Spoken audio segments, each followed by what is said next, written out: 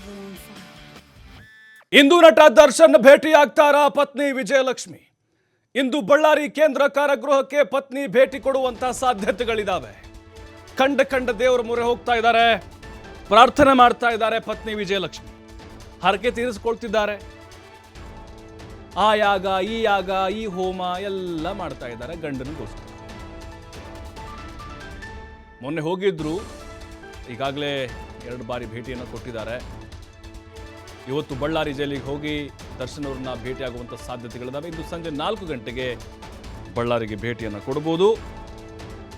ನಿನ್ನೆಯಷ್ಟೇ ಅಸ್ಸಾಂನ ಗುವಾಹಟಿ ದೇವಾಲಯಕ್ಕೆ ಭೇಟಿ ಕೊಟ್ಟಿದ್ದಾರೆ. ಮೂಕಾಂಬಿಕಾ ದೇವಿ, ಕೊಲ್ಲೂರು ಮೂಕಾಂಬಿಕಾ ದೇವಿ ದರ್ಶನ ಪಡ್ಕೊಂಡಿದ್ರು. ಅಲ್ಲೂ ಕೂಡ ಹೋಗಿ ಪ್ರಸಾದ ತಂದು ದರ್ಶನ ಕೊಟ್ಟಿದ್ರು, ಕುಂಕುಮ ಹಚ್ಚಿದ್ರು.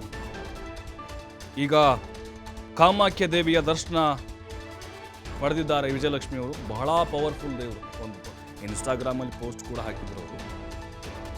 ಇವತ್ತು ದರ್ಶನ್ ಭೇಟಿಯಾಗಿ ಪ್ರಸಾದ ನೀಡುವಂಥ ಸಾಧ್ಯತೆಗಳಿದ್ದಾವೆ. ಸ್ವಲ್ಪ ದೈವಿ ಭಕ್ತರು ವಿಜಯಲಕ್ಷ್ಮಿ ಅವರು.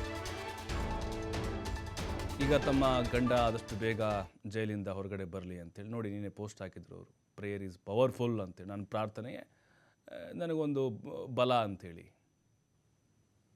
ಕಾಮಾಖ್ಯ ದೇವಿ ದೇವಸ್ಥಾನ ಇದು, ಅಸ್ಸಾಂನ ಗುವಾಹಟಿಯಲ್ಲಿದೆ. ಬಹಳ ಪವರ್ಫುಲ್ ನಂಬಿಕೆ ಆ ರೀತಿಯಾಗಿ. ಹಾಗಾಗಿ ಇವತ್ತು ಭೇಟಿ ಕೊಡ್ಬೋದು. ಸಂಜೆ 4 ಗಂಟೆ ವೇಳೆಗೆ ಪ್ರಸಾದ ತಂದು ಕೊಡ್ಬೋದು, ಕುಂಕುಮ ಹಚ್ಬೋದು ಹಣೆಗೆ. ನಾನಿದ್ದೀನಿ, ತಲೆ ಕೆಡಿಸ್ಕೊಳ್ಬೇಡಿ, ಎಲ್ಲ ದೇವರು ದಿಂಡ್ರು ಅಂತ ನಾನು ಹೋಗ್ತಾ ಇದ್ದೀನಿ, ಬೇಡಿಕೊಳ್ತಾ ಇದ್ದೀನಿ. ಆ ದೇವರು ನಮ್ಮನ್ನ ಕೈ ಬಿಡಲ್ಲ. ಈ ರೀತಿಯಾಗಿ ಸಹಜವಾಗಿ ದರ್ಶನವ್ರ ಮುಂದೆ ಚರ್ಚೆ ಆಗೇ ಆಗುತ್ತೆ. ಈಗ ಬಳ್ಳಾರಿಗೆ ಹೋದ್ಮೇಲೆ ಅವ್ರಿಗೆ ಸ್ವಲ್ಪ ಕಷ್ಟ ಆಗ್ತಾ ಇದೆ ಬೆಂಗಳೂರಿನಲ್ಲಿ ಹೋಗಿ ಬರೋಕ್ಕೆ.